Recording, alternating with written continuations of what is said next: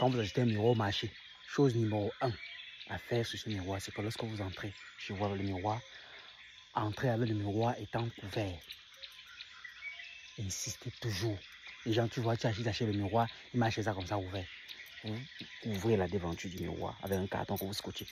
Pour entrer chez vous, le miroir étant couvert. Pourquoi étant couvert? Parce que le miroir, avant de l'acheter, il y a beaucoup de choses, beaucoup d'esprits, beaucoup d'âmes, beaucoup d'images dont ils ont été témoins. Et ils ont enregistré.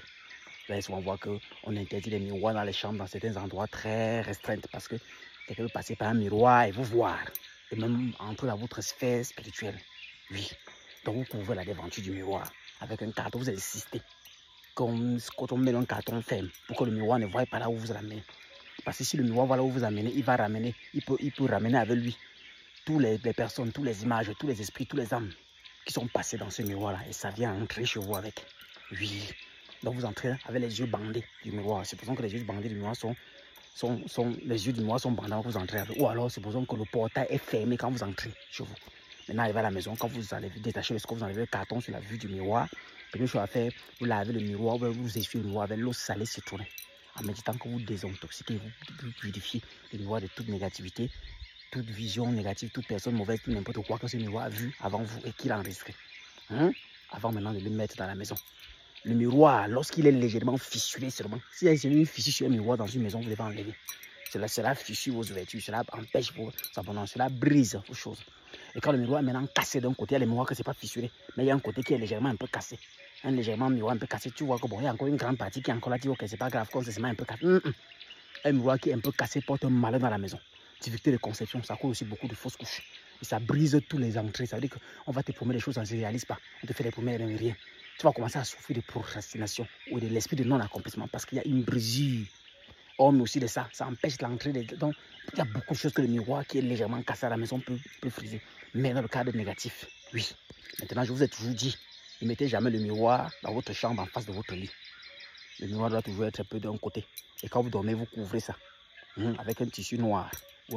Parce que le noir est un corps opaque.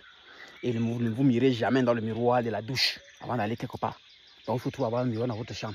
Les gens qui partent se mirer, se maquiller à la douche, vous sortez. Le miroir de la douche a trop enregistré, a trop pris. Quand vous sortez, les cheveux étant déjà habillés, vous n'entrez plus à la douche avant de sortir. Tu t'habilles bien, tu pars à la douche, tu t'es mis. Tu auras une mauvaise journée, tu vas certainement rater beaucoup de choses. Je l'ai toujours dit.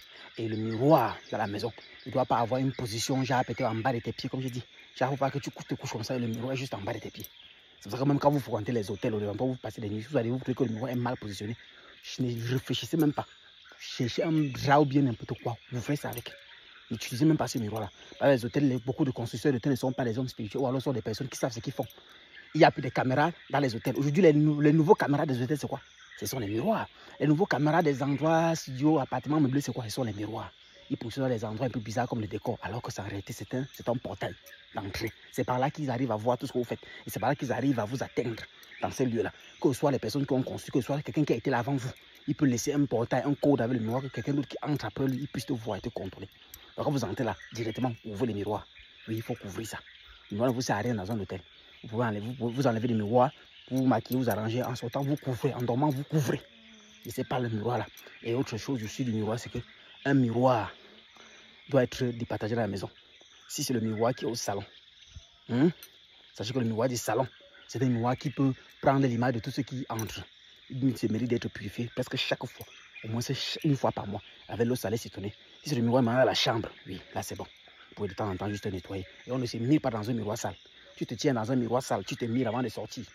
Ce n'est pas toi qu'on verra dehors, c'est l'être dans le miroir avec les pompons de saleté, celui qui sera vu dehors. Et c'est comme ça que tu seras comme quelqu'un de voilé et qui porte un rejet vis-à-vis de tout ce que tu vas faire pendant la journée. Ceci était les interdits, les connaissances sur les miroirs que nous utilisons à la maison. C'était le Luminendia. À très bientôt. À l'impression.